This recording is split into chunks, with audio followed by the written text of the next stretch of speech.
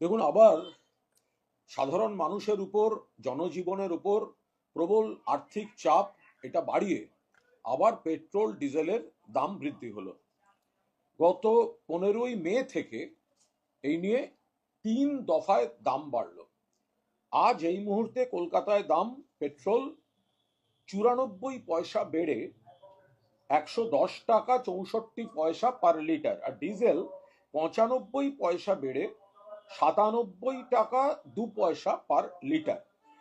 তো ডিজেল যেখানে দাঁড়িয়ে আছে, তো ডিজেল তো সেঞ্চুরির মুখে আছে।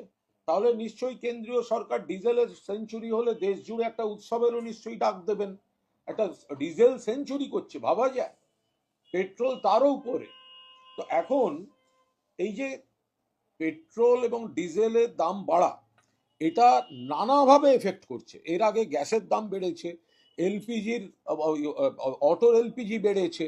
তো ফলে এই দামগুলো বাড়লে পরিবহন থেকে শুরু করে কর্মসংস্থান, জিনিসপত্রের মূল্য বৃদ্ধি, এই সবের উপর তো একটা চাপ পড়ছে। তো এই যে চাপ, এটা তো কেন্দ্রীয় সরকার বাড়াচ্ছে। তো 15ই মে থেকে এই সময়ের মধ্যে 3বার দাম বেড়ে গেল। কিছু বললেই তারা বলছেন মধ্যপ্রাচ্যে যুদ্ধের পরিস্থিতি চলছে।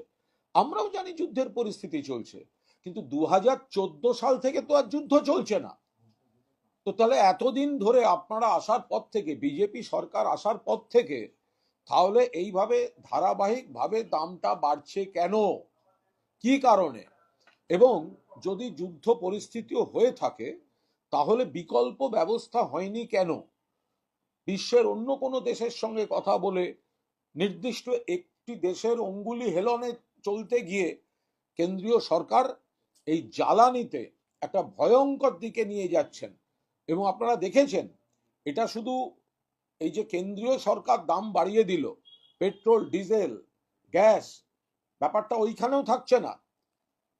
রাজ্য সরকারের সার্কুলারও সমস্ত স্কুলে স্কুলে পর্যন্ত চলে যাচ্ছে যে এই জ্বালানির খরচ কমাতে হবে, ব্যবহার কমাতে হবে, গ্যাসের ব্যবহার কমাতে হবে।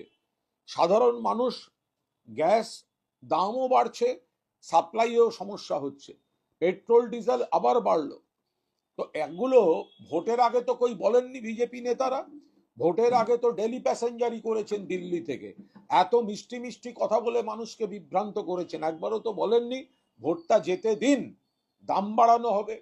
মমতা বন্দ্যোপাধ্যায় আমাদের জননেত্রী বারবার বলেছেন ভোটের পরে কিন্তু ভয়ঙ্কর ভাবে মূল্য বৃদ্ধি আসছে। আজকে দেখা যাচ্ছে সেটাই হচ্ছে।